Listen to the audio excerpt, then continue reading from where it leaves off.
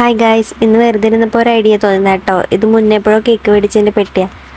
ഈ കേക്ക് മേടിച്ചതിൻ്റെ പെട്ടിയിട്ട് നടുക്കത്തെ സാധനം മാത്രമായിട്ടോ നമുക്ക് ആവശ്യമുള്ളത്. അപ്പോൾ ഞാൻ ചുറ്റുള്ള സാധനങ്ങളൊക്കെ പറിച്ചു കളഞ്ഞു. ആവശ്യമുള്ളൂ എന്നൊക്കെ പറയുന്നുണ്ട്, പക്ഷേ ഇതുകൊണ്ട് എന്താ ചെയ്യാമെന്നൊന്നും ഐഡിയ ഉണ്ടായിരുന്നില്ല കേട്ടോ.